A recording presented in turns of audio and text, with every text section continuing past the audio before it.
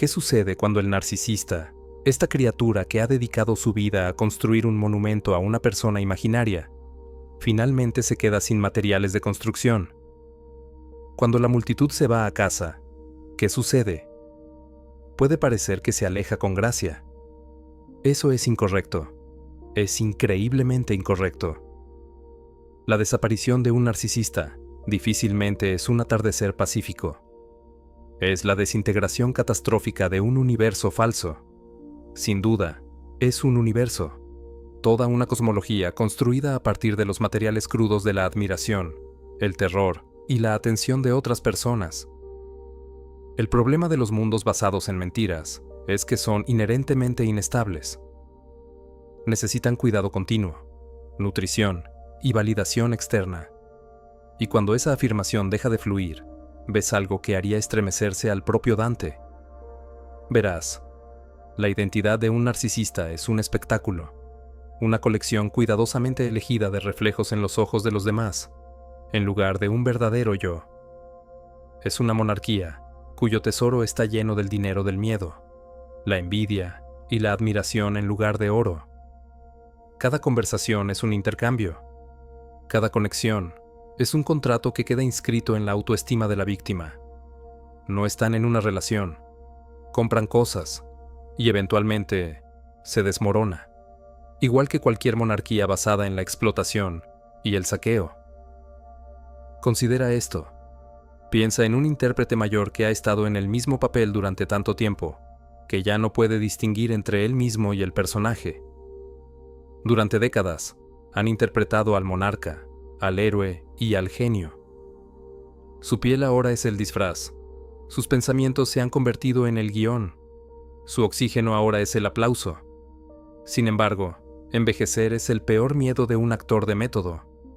Quieras o no quitarte el disfraz, este se quita.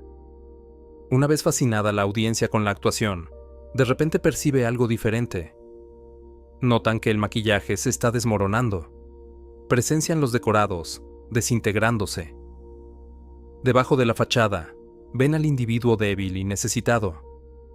Tampoco es trágico ni noble. Es lamentable. Los vítores disminuyen y luego cesan, y todo lo que existe en ese silencio es miedo, terror existencial. Porque esto es lo que debes comprender. Va más allá de la vanidad. Esto no es solo una persona enojada por envejecer. Esta es una crisis existencial, realmente seria. El narcisista ha evitado la pregunta central de la existencia durante toda su vida. Realmente, ¿quién soy yo? Ahora hay una pregunta mucho más simple en su lugar. ¿Cómo me ven los demás? ¿Qué queda entonces cuando las personas dejan de importar, de mirar y de jugar su juego? Nada. Absolutamente nada. Todo su sistema de control de sus emociones, un sistema que depende de la aprobación externa y de estar en la cima de la jerarquía en la que se han colocado, se está derrumbando. Y entonces, como un tsunami de realidad sin adulterar, el caos que han logrado mantener a raya durante toda su vida irrumpe, lento al principio. Luego de golpe, la locura comienza a mostrar signos de debilidad. Una vez tan afilado como una hoja, su atractivo se vuelve translúcido y artificioso. El ataque constante del tiempo hace que su apariencia, que antes era su arma principal, se deteriore. Cuando la droga de la adoración se agota, su vitalidad previamente ilimitada se extingue rápidamente. Antes sostenida fácilmente por carisma y pura fuerza de voluntad, sus mentiras se vuelven cada vez más difíciles de mantener, y todos simplemente dejan de participar en su juego. De todos los golpes, este probablemente es el más dañino. Verás, el poder del narcisista nunca fue realmente suyo. Era prestado, era robado, era parasitario. Solo eran tan poderosos como su capacidad de manipular a otros para que les dieran lo que necesitaban. Pero la edad es el gran igualador. Despoja de herramientas de manipulación, una por una, hasta que no queda nada más que una amargada y vacía cáscara que se enfurece contra un mundo que ha seguido adelante sin ellos. La aterradora verdad es que pueden ver que esto está sucediendo. No son tontos. A menudo son bastante inteligentes. Pueden sentir que su control se escapa. Pueden ver la falta de interés en los ojos de las personas. Pueden percibir el cambio en la habitación cuando entran. Donde antes había miedo, respeto o admiración, ahora hay indiferencia o, peor aún, compasión. Y la compasión para un narcisista es el insulto máximo. Es el clavo final en el ataúd de su autoimagen grandiosa. Porque la simpatía sugiere que los reconoces por lo que realmente son: pequeños, frágiles y en grave necesidad de asistencia. Han intentado ocultarlo todo durante toda su vida. Esto es lo que lo hace tan desgarrador. En cada etapa, tenían opciones. Tenían la opción de priorizar la verdad sobre la actuación. En lugar de usar la manipulación, podrían haber optado por una conexión real. En lugar de crear una obra de ficción compleja, podrían haber optado por crear algo real. Eligieron la ruta más sencilla, la de menor dificultad, la que no requería un desarrollo personal significativo ni introspección. Ahora están atrapados al final. Sin salida y sin llave, están presos en una cárcel que ellos mismos crearon, porque son incapaces de hacer lo único que podría salvarlos: humildad, introspección sincera y la disposición de asumir sus errores y enmendarlos. Requeriría la desaparición del ego, y todo lo que les queda es su ego. Estoy seguro de que todos ustedes han visto esto. Lo han vislumbrado, aunque quizás no a esta escala. Han presenciado a alguien cuya autoestima estaba tan exagerada que corría el riesgo de ser destruido por un solo pinchazo de realidad. Esta es una pregunta para que reflexiones. ¿Cuál es la cosa más pequeña que has visto hacer a un individuo narcisista patológico en un intento por recuperar algo de admiración? Porque en esos breves y lamentables momentos se puede ver el plano completo de su desastre final. Se observan las semillas de su caída sembradas en el terreno de su propio deseo urgente de ser considerado único, superior y digno de adoración. Puedes entender por qué su caída no solo es inevitable, sino también apropiada, una ilustración perfecta de una vida dedicada al engaño. Un narcisista no es un individuo único. Son el tirano grandioso y fabricado que presentan al mundo y el fantasma encogido, aterrorizado y resentido de la persona que podrían haber sido. Durante décadas, el tirano ha mantenido al fantasma encerrado en la mazmorra de su inconsciente. Pero a medida que el tirano envejece y se debilita, el fantasma comienza a sacudir sus cadenas. Y cuando esas cadenas finalmente se rompen, bueno, ahí comienza el verdadero horror. Imagina esto. Hay dos reyes gobernando el mismo reino. Un rey es la persona pública, encantador, exitoso, intimidante. Celebra audiencias bajo la luz del sol, disfrutando de la adoración de sus súbditos. Habla con autoridad, se mueve con confianza y exige respeto por la pura fuerza de su voluntad. Todos ven a este rey, a quien temen o admiran. Sin embargo, hay otro monarca, un gobernante oculto que reina desde las sombras y es consciente de sus propias limitaciones, maldad y deprimente vacío. Los fantasmas de todos los fracasos, atajos y traiciones rodean a este rey mientras permanece solo en las sombras.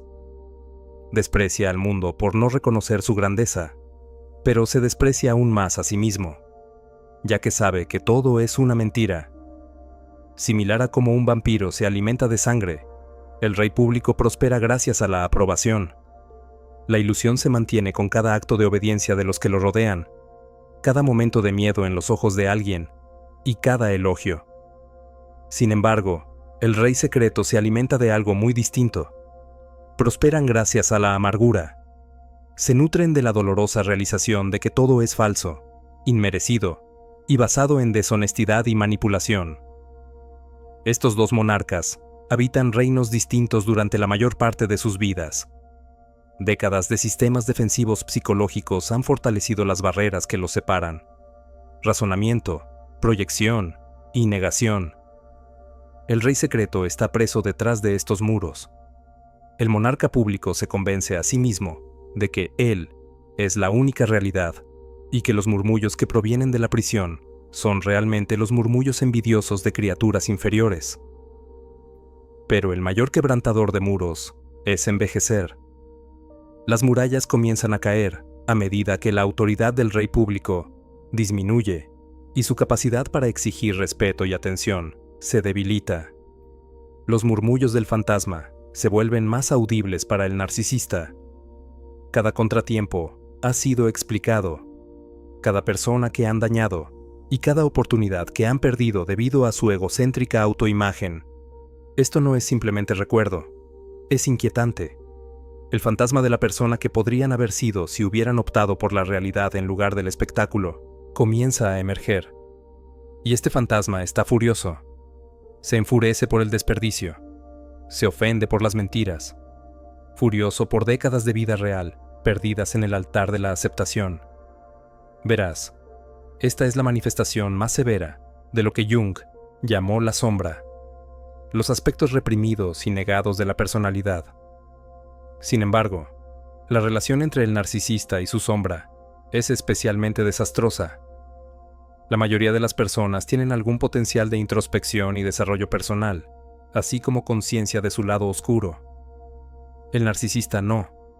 Han sido completamente consumidos por su persona, la máscara que muestran al mundo exterior, y se han desligado totalmente de su sombra durante toda su existencia.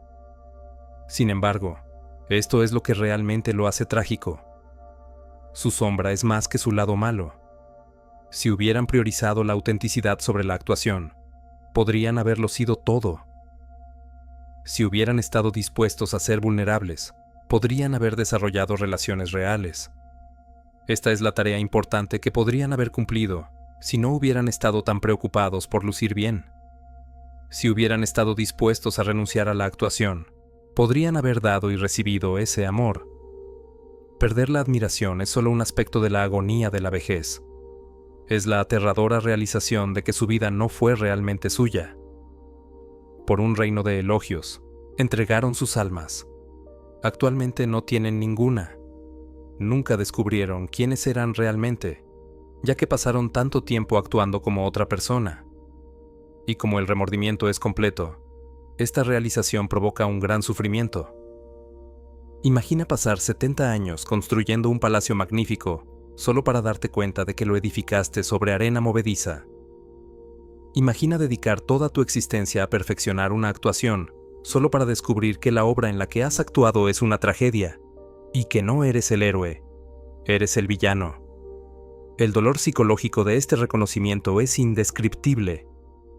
Pero aquí está lo que lo hace aún peor. El fantasma no solo susurra sobre las oportunidades perdidas, grita sobre el daño causado, cada persona que han manipulado, cada relación que han destruido, cada hijo que han abandonado emocionalmente en servicio de sus propias necesidades grandiosas. El fantasma sabe la verdad. Ha mantenido un registro impecable de todas las faltas morales, momentos egoístas y actos terribles. El narcisista se ve obligado a enfrentar no solo lo que han perdido, sino también lo que han hecho mientras las murallas caen. El monarca tirano se debilita, y el fantasma comienza a vengarse. Los sistemas de defensa que solían protegerlos de esta información comienzan a fallar. Las justificaciones dejan de ser efectivas. Se enfrentan a la terrible realidad de sus propias decisiones cuando la culpa deja de colocarse en los demás. En este punto, el narcisista comienza a colapsar por completo. Pierde su capacidad de controlarse a sí mismo y también su capacidad de controlar a los demás, incluso a sus propios oídos. Las consoladoras falsedades que se dijeron durante décadas comienzan a sonar vacías. Ya no pueden negar que han desperdiciado sus vidas persiguiendo sombras y descuidando la esencia de la vida real. El fantasma del verdadero yo no ofrece consuelo ni expiación, solo hace acusaciones.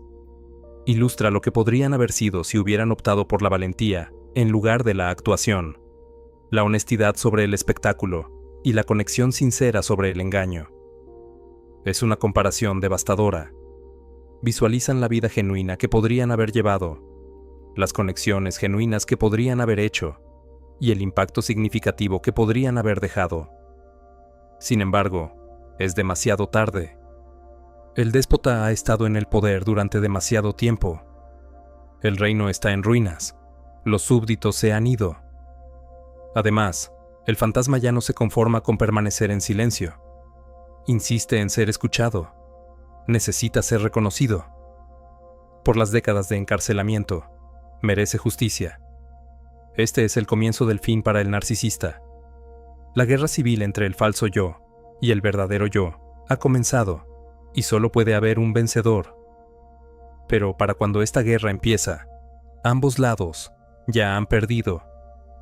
El falso yo es demasiado débil para mantener su dominio, y el verdadero yo está demasiado dañado, demasiado resentido y lleno de ira para ofrecer algún camino hacia la redención. El escenario está listo para el acto final de esta tragedia, y es una tragedia, no porque debamos compadecer al narcisista, sino porque debemos reconocer la historia como advertencia, el resultado inevitable de una vida vivida al servicio de una mentira. El colapso de un narcisista no es solo un evento psicológico, es un desastre fisiológico.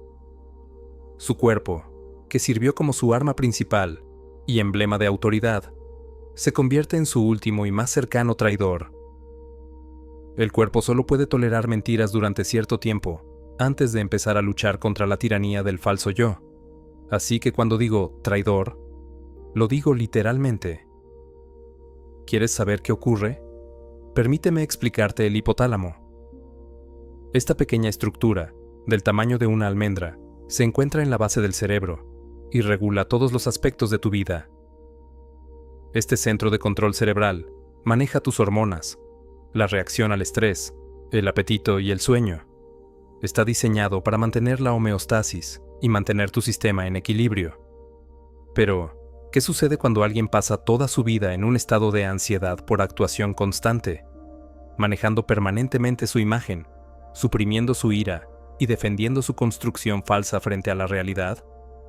El hipotálamo se vuelve loco, completamente catastróficamente fuera de control. Piensa en esto. Cada interacción para un narcisista es una actuación de alto riesgo. Cada conversación es una amenaza potencial a su autoimagen grandiosa. Cada relación es un campo de batalla donde deben mantener dominio o arriesgarse a la aniquilación psicológica. No es simplemente una situación difícil. Biológicamente, no puede mantenerse. El cuerpo humano no está hecho para estar en modo de lucha o huida todo el tiempo. Sin embargo, la existencia del narcisista lo requiere. Un único objetivo abarca todo su sistema biológico: mantener la fachada a toda costa. Esto desestabiliza completamente sus procesos biológicos subyacentes. Como siempre están atentos a peligros para su autoimagen, sus ciclos circadianos se vuelven impredecibles. Cada encuentro social es percibido como una amenaza posible, lo que hace que sus niveles de cortisol se eleven y permanezcan altos. Para sostener la falsedad, todo su sistema de respuesta al estrés se toma y se convierte en un arma. El resultado es desastroso y previsible: una larga lista de enfermedades corporales que parecen un manual médico de sufrimiento. Fatiga crónica por el desgaste del cuerpo al sostener una ilusión. Enfermedades autoinmunes debido a que el sistema inmunológico se desorienta y ataca al propio cuerpo. Problemas cardíacos por la incapacidad del sistema circulatorio de lidiar con el estrés constante. Hipertensión por la presión literal sobre los vasos sanguíneos al mantener la falsedad. Pero lo realmente aterrador es esto: bajo el estrés de la mentira, el cuerpo empieza a devorarse a sí mismo. Es el pináculo de vivir en oposición a la propia naturaleza. El cuerpo del narcisista comienza a reflejar esta autodestrucción a nivel celular, ya que pasaron tanto tiempo suprimiendo su verdadero yo. Su propia enfermedad psicológica los está devorando desde dentro.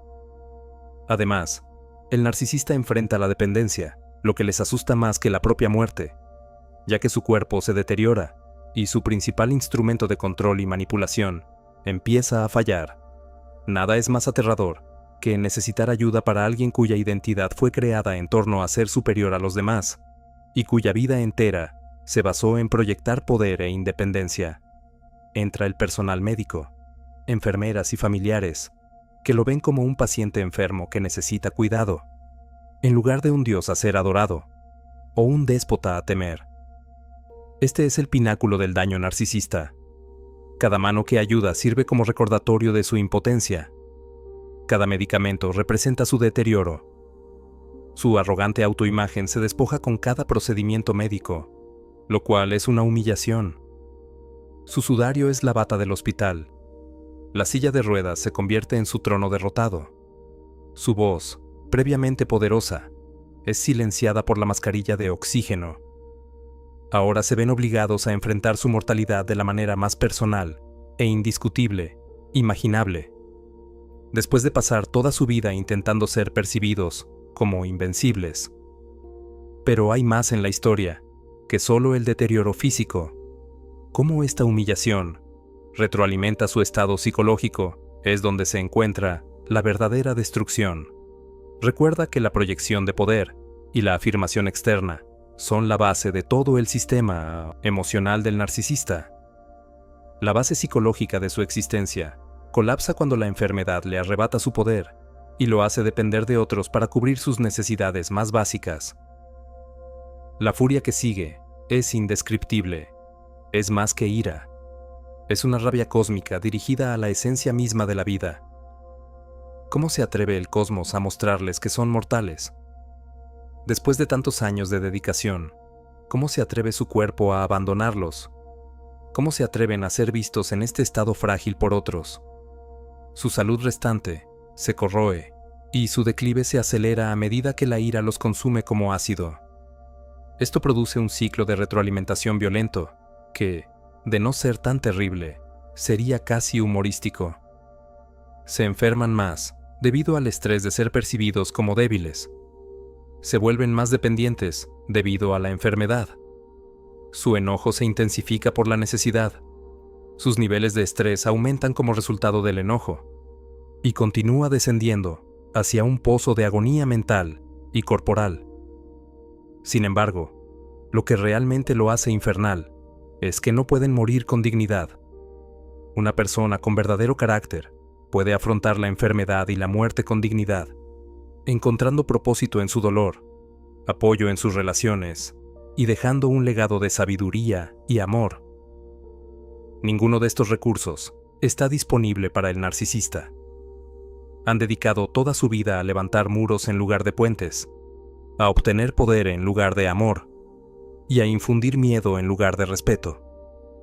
Por lo tanto, están desprevenidos, resentidos y solos cuando llega el final, lo cual siempre ocurre. Su enemigo definitivo es su cuerpo, que utilizaron como arma contra otros. La realidad definitiva es su mortalidad, que pasaron toda la vida ignorando. Ya no pueden huir. El narcisista exhibe la enfermedad hasta la muerte, tal como la describió Kierkegaard. La desesperanza de no poder acabar con la propia vida, manifestada como enfermedad física que conduce a la muerte. Su cuerpo se pudre, junto con su alma. Quedan atrapados a nivel molecular por la falsedad en la que vivieron, y no queda ningún lugar para esconderse. Cuando luchas contra la realidad toda tu vida, esto es lo que ocurre. Cada vez, la realidad prevalece, y el costo de ese triunfo se expresa en síntomas, escritos en el lenguaje del dolor, y pagados con un cuerpo que no puede soportar la carga de toda una vida de engaño. Los colapsos psicológicos y corporales están entrelazados. Es el mismo colapso que se manifiesta como hueso y carne. El último testigo de la verdad es el cuerpo del narcisista. Negaron su mortalidad, vulnerabilidad y necesidad básica de otros para sobrevivir durante toda su vida. Y finalmente, la falsedad colapsa permanentemente en esa dependencia, fragilidad y mortalidad inevitable. ¿Dónde está la familia del narcisista?, te preguntarás. Sus amigos, ¿dónde están? Es una buena pregunta, una muy buena pregunta, pero asume que alguna vez fueron amigos o familia. No lo fueron, en absoluto. Sí, estaban rodeados de personas, muchas personas. Frecuentemente, eran el alma de la fiesta, el centro de atención, el líder cautivador alrededor del cual parecía girar todo. Pero esto es lo que debes saber. Las relaciones no son cultivadas por el narcisista. Compran cosas, hijos, parejas, amigos y compañeros de trabajo. No son seres humanos con necesidades, deseos y dignidad propias. Sirven como accesorios en una lujosa producción teatral, en la que el narcisista es el personaje principal. Cada individuo en la vida del narcisista tiene un propósito. La pareja que les da una apariencia atractiva y exitosa. Los hijos que demuestran su superioridad genética y les proporcionan suministro narcisista a través del éxito. Los compañeros que actúan como contraste para hacerlos parecer más notables o como audiencia para su genialidad. Los compañeros de trabajo que les proporcionan objetivos para su complejo de superioridad o permiten su arrogancia. Esto es completamente opuesto a lo que constituyen verdaderamente relaciones significativas. Deseas lo mejor para alguien cuando te importa genuinamente, incluso si va en contra de lo que es mejor para ti. Los percibes como una persona completa, con su propio camino, desafíos y posibilidades. Invertimos en su desarrollo, placer y bienestar, por quienes son, no por lo que nos beneficia. El narcisista hace lo contrario. Se rodea de individuos que puede manipular, que apoyen sus ilusiones, o que pueda usar como escalones hacia posiciones más altas en la jerarquía que intenta gobernar. Como carecen de vida interior verdadera, no tienen interés real en la vida interior de los demás. Han pasado toda su vida huyendo de su verdadero yo. ¿Cómo podrían preocuparse por el de alguien más? Sus relaciones son esencialmente inestables debido a esto. Se basan en la utilidad, no en el afecto. No son transformacionales, son transaccionales. No buscan conexión verdadera, progreso mutuo o apoyo. Buscan lo que la otra persona puede hacer por el narcisista. La utilidad también tiene fecha de caducidad. Alguien se vuelve prescindible cuando deja de ser útil. Deja de alimentar el ego del narcisista y comienza a exigir autenticidad o reciprocidad. Aquí está la horrible ironía.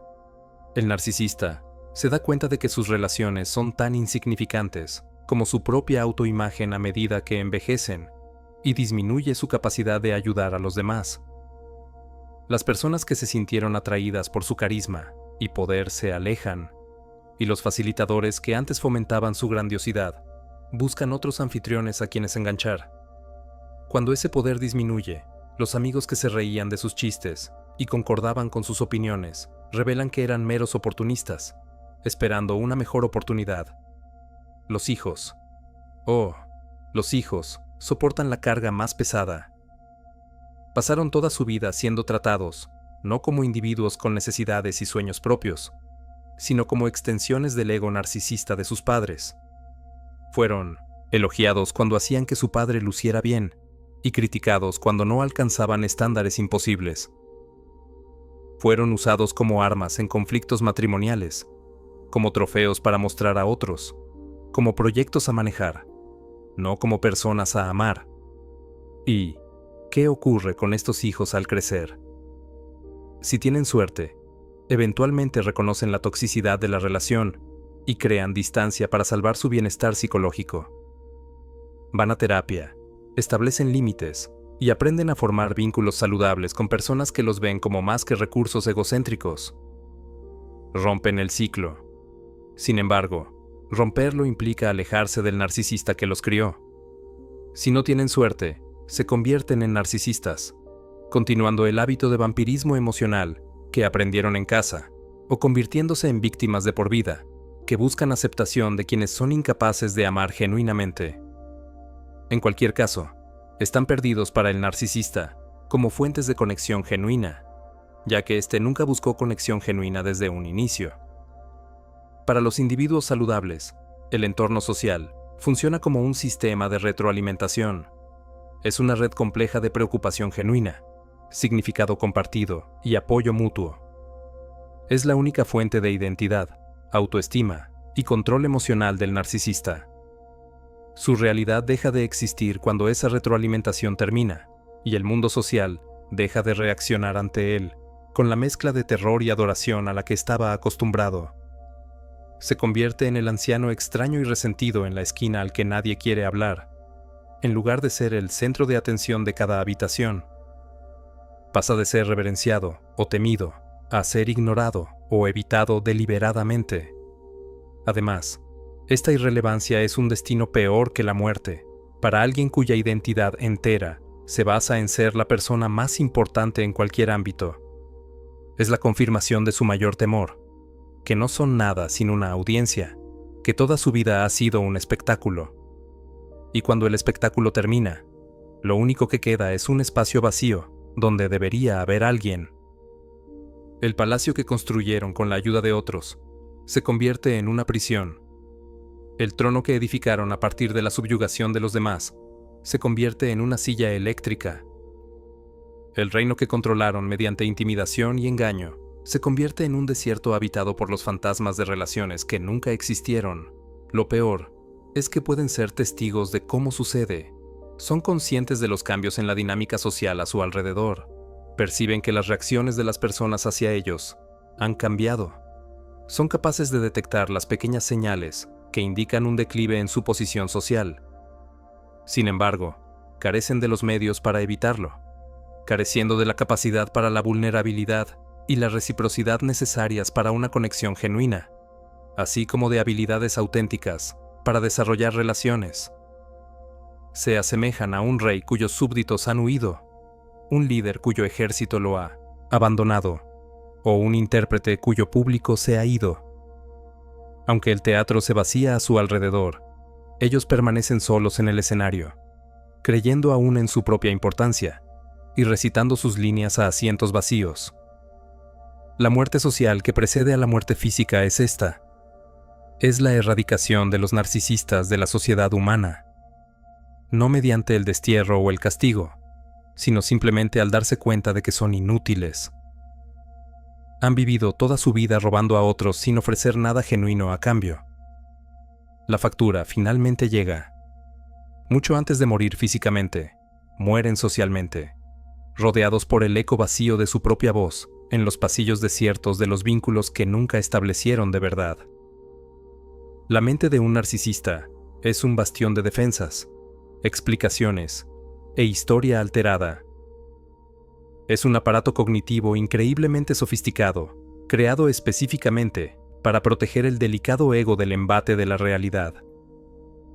Esta fortaleza tiene murallas construidas con los enredos de la propia lógica, paredes dentro de paredes y fosos llenos de engaño. Sin embargo, mantener esta maquinaria requiere mucha energía.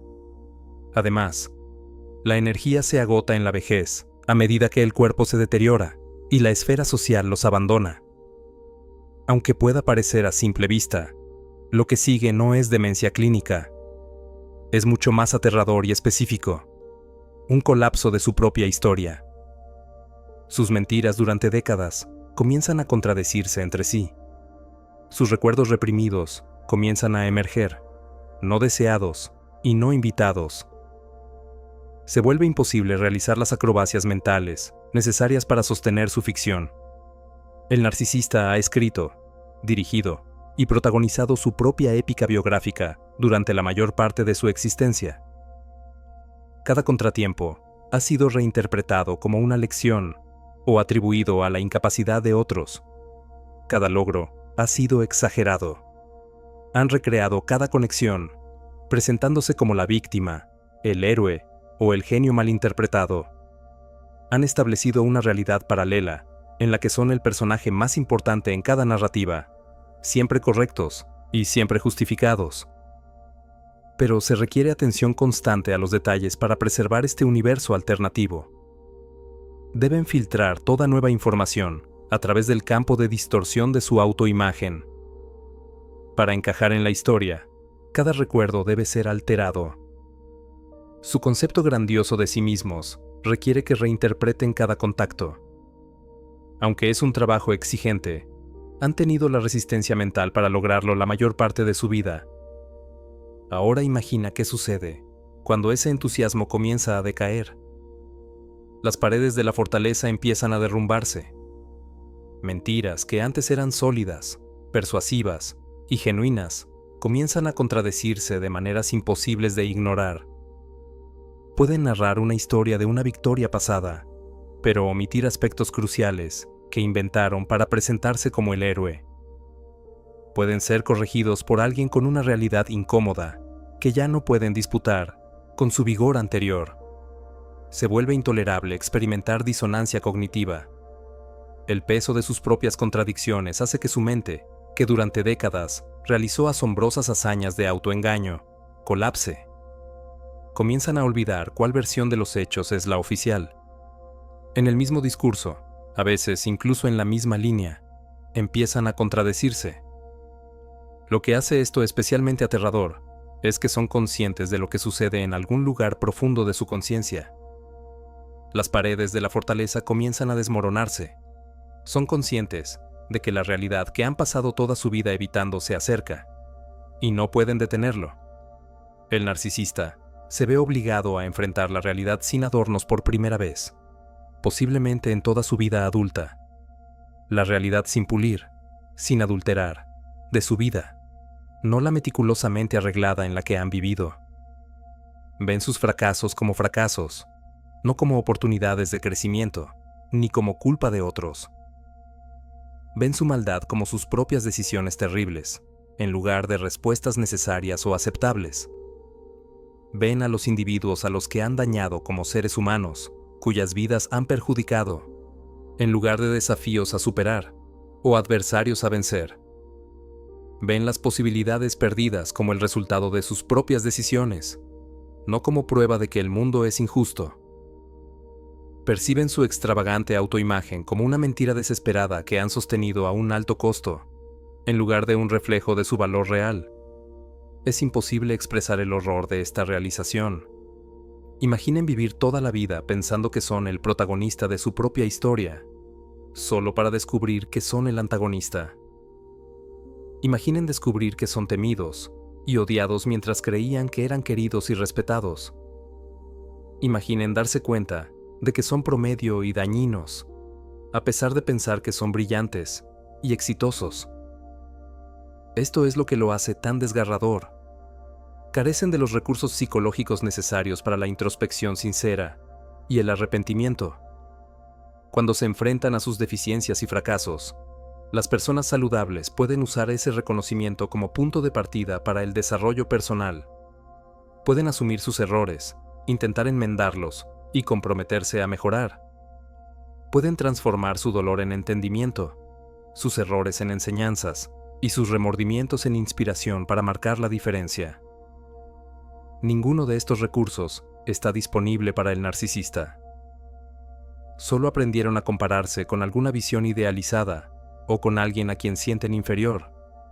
Nunca aprendieron a compararse con quienes fueron ayer. No pueden comprender plenamente el sufrimiento que han infligido, ya que nunca adquirieron verdadera empatía. Nunca les enseñaron a asumir la responsabilidad de sus actos. Por lo tanto, son incapaces de iniciar el proceso de reparación. Todo lo que queda es un estado de miedo puro y sin adulterar ante la devastación de su propia vida. Se parecen a alguien que ha pasado años construyendo lo que creía ser un magnífico palacio, solo para descubrir que ha vivido en un vertedero todo el tiempo, cuando las paredes se vuelven transparentes de repente. Todo es suyo: el hedor, la degradación, la fealdad. No hay salida. No hay forma de restaurar el bastión cognitivo que los protegía de la verdad. La vitalidad ha desaparecido. Las inconsistencias son demasiadas y demasiado claras para ignorarlas, y la voluntad está rota. Están prisioneros de sus propias acciones, forzados a enfrentar la realidad de su existencia, sin los medios para convertirla en algo valioso. Las mentiras dejan de tener sentido, pero la realidad es intolerable. Están atrapados entre una verdad inaceptable y una mentira que ya no pueden sostener. Su mente, que alguna vez parecía tan inteligente y capaz de justificación y razonamiento ilimitados, resulta ser su máximo adversario. Este es el colapso mental que precede al último acto de su tragedia. El bastión ha colapsado. Las paredes están derrumbadas. y entre los escombros de su propio engaño, el narcisista permanece indefenso y desnudo. La decisión que tome en este momento de máxima vulnerabilidad determinará lo que suceda a continuación, la elección entre la destrucción y la humildad. Sin embargo, esa decisión ya fue tomada mucho antes por el narcisista. Para seguir el camino de la humildad, el ego tendría que morir, y todo lo que les queda es su ego. Así que eligen el único camino disponible, el camino que conduce a la completa destrucción de todo lo que han construido, todos a quienes han tocado, y, en última instancia, ellos mismos. El colapso cognitivo está completo. Las mentiras han dejado de tener sentido, y en el silencio que sigue, solo queda un sonido, el eco de una vida vivida al servicio de una mentira que finalmente ha sido expuesta. Llegas al final. Estás enfermo. Tu mente es un ruina de mentiras. ¿Qué haces? ¿Cuál es el último movimiento en el tablero? Podrías esperar un momento de claridad, de arrepentimiento. No. Ese camino, el camino de la humildad, es lo único que un narcisista no puede tomar. ¿Por qué? Porque requiere la muerte del ego. Y el ego es todo lo que tienen. En esta encrucijada final, solo hay dos caminos disponibles. Piensa en ello como la decisión final que define no solo cómo muere alguien, sino lo que ha significado toda su existencia. Estos caminos se extienden ante el narcisista como dos carreteras divergentes en un bosque oscuro. La elección que hagan determinará si su acto final es de redención o de destrucción total. El primer camino es el de Sanitson, el camino del hombre que miró al abismo de su propia complicidad y eligió la verdad sobre la comodidad. Es el camino de enfrentar los horrores de tu propia vida, asumir la responsabilidad por las mentiras y la maldad, y poner en orden tu casa incluso al borde de la muerte. Este es el camino del significado, el camino de la redención, el camino que afirma la vida incluso frente a la mortalidad. Es extraordinariamente difícil.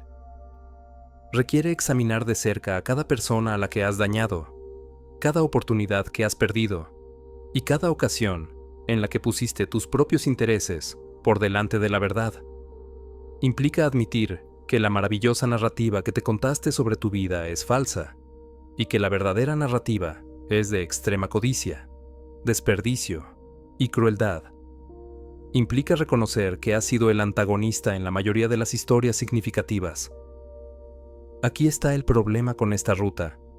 Es el único camino hacia la verdadera tranquilidad. Algo mágico ocurre cuando aceptas la responsabilidad del daño que has causado y dejas de evitar la realidad de tu existencia. Se alivia la carga de mantener la falsedad. El tedioso proceso de justificación continua llega a su fin.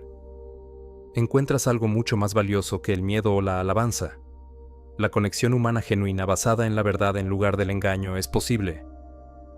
Este camino indica que me equivoqué. Hago daño a los demás. Las mentiras me han costado tiempo y esfuerzo valiosos, pero lo admito. Además, elegí identificarme con la realidad en lugar de la ficción en mi reconocimiento. Decido usar mi tiempo restante para avanzar en algo más grande que mi ego personal. El camino del no arrepentimiento es el segundo, el camino tomado por personas que prefieren destruir el mundo antes que reconocer sus errores. Es el camino de intensificar el engaño, de condenar a Dios, al mundo y a la existencia misma por la transgresión de exponer su verdadero yo.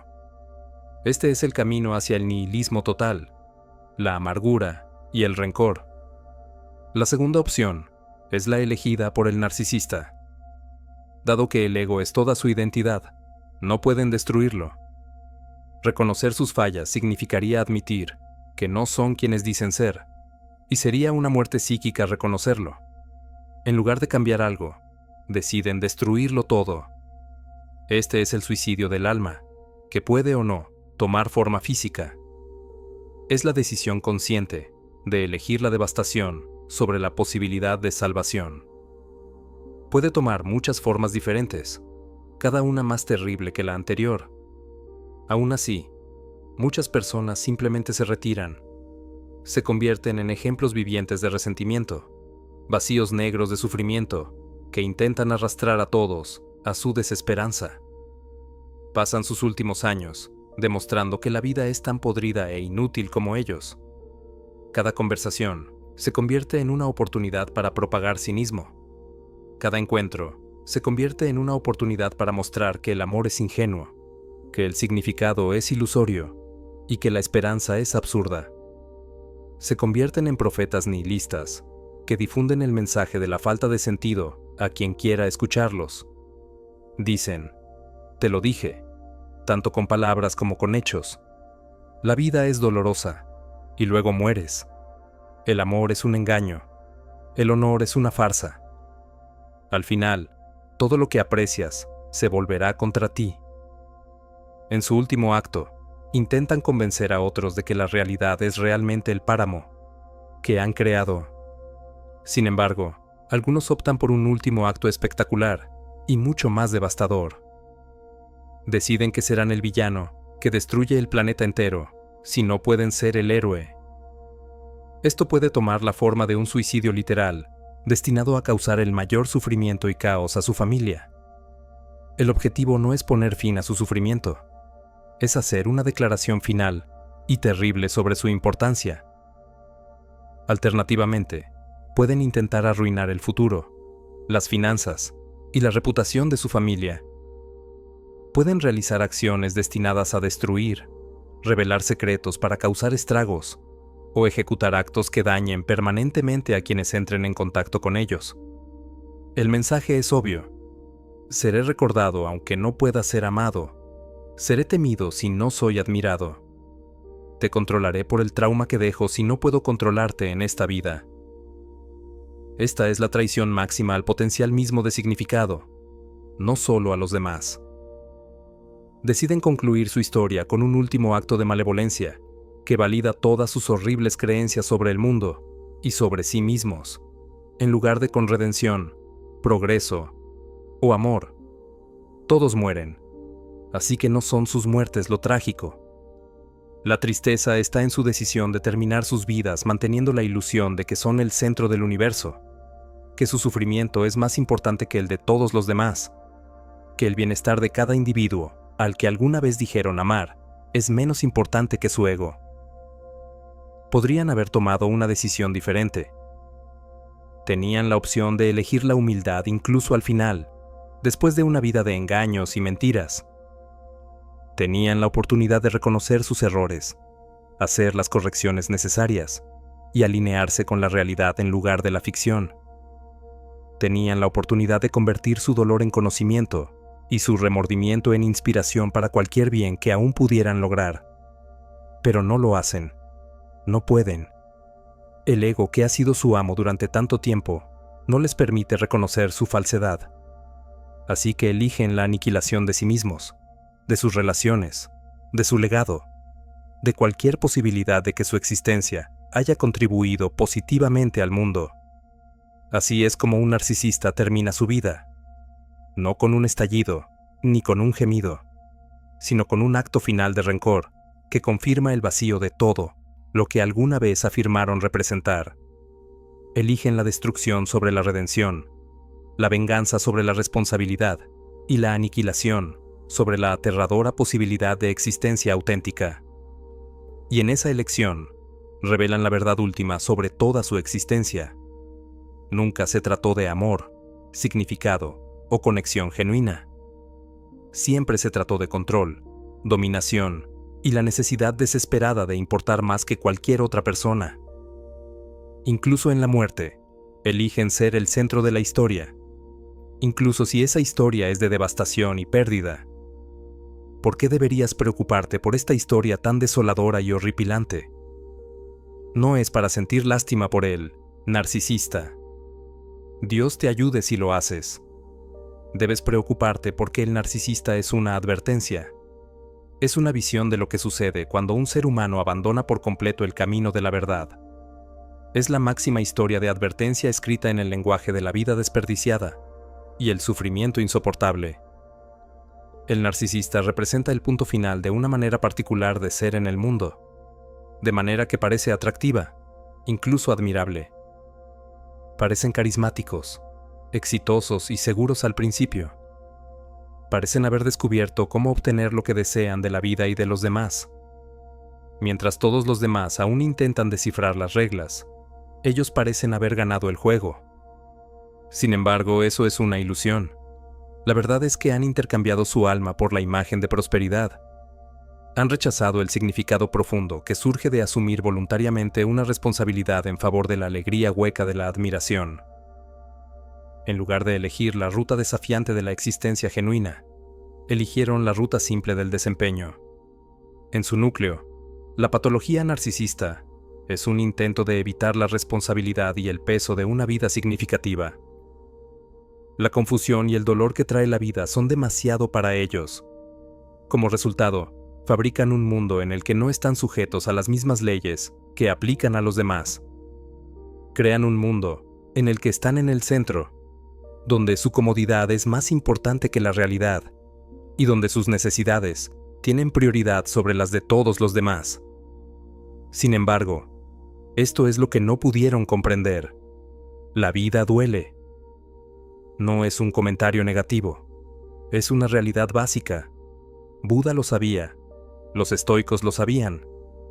Este aspecto fundamental de la vida ha sido objeto de debate en todas las filosofías y religiones respetables. Sin embargo, el dolor no es inútil, no es aleatorio. El universo no juega una broma cósmica a la humanidad.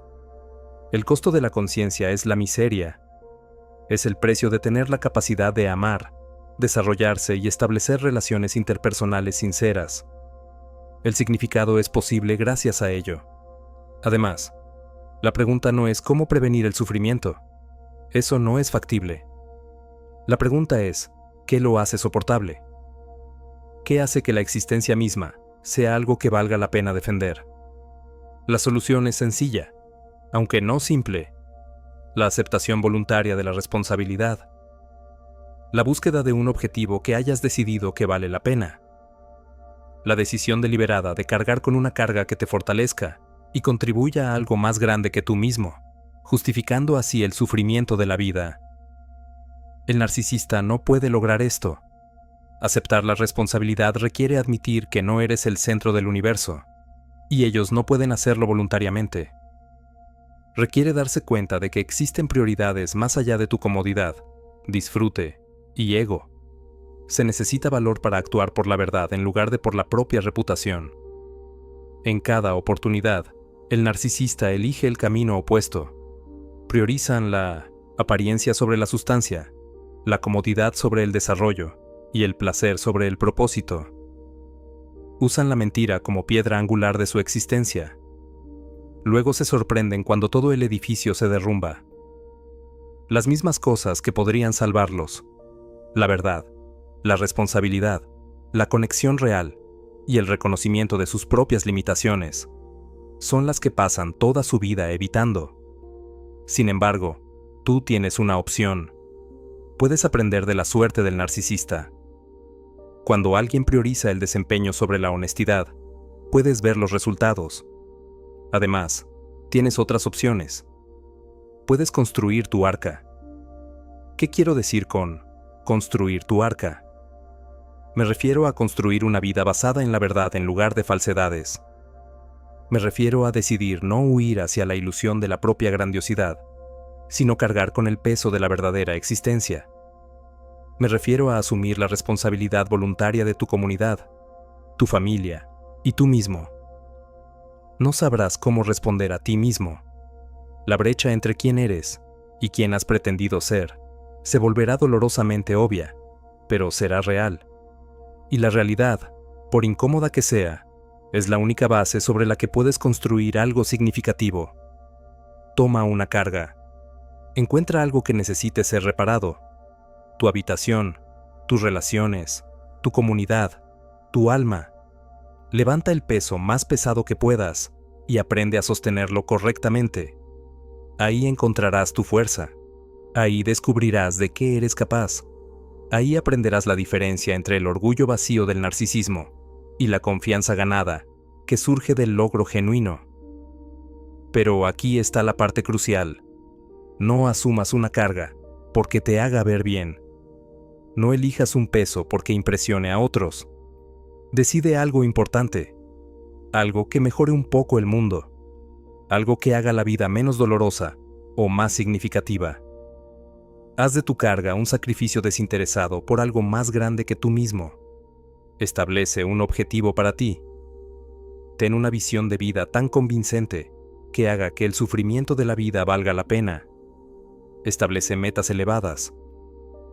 Haz de tu trabajo de vida perseguir el mayor bien que puedas imaginar. La persecución en sí misma te convierte en una persona digna del objetivo, no porque esperes alcanzarlo a la perfección. El único objetivo del narcisista es la autoengrandecimiento.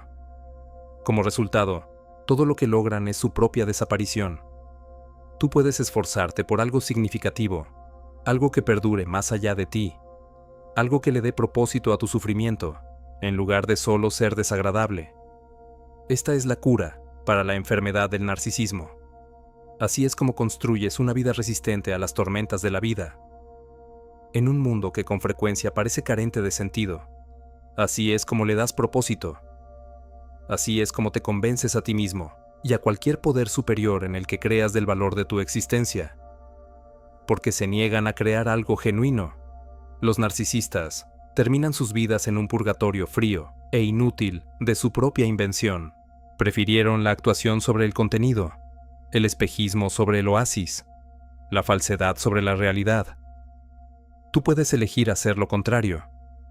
Tienes la libertad de construir un arca de integridad y verdad, a pesar del caos y el mal en el mundo y en tu propio corazón. Puedes decidir para qué servirá tu vida, cómo tu presencia contribuirá al bien general, y cómo tus dificultades se convertirán en fuerza y tu dolor en sabiduría. Y si suficientes de nosotros hacemos eso, podríamos crear un mundo que no solo sea soportable, sino incluso hermoso. Un mundo donde el amor triunfe sobre el egoísmo, donde la importancia se busque sobre el placer y donde la verdad se valore por encima de la actuación. ¿Qué más hay que hacer?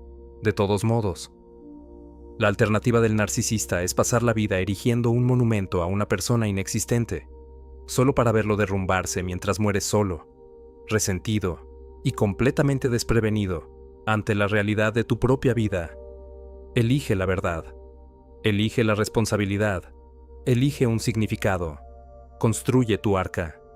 Las únicas personas que sobrevivirán al diluvio que se avecina con su alma intacta son aquellas que han establecido su vida sobre bases firmes.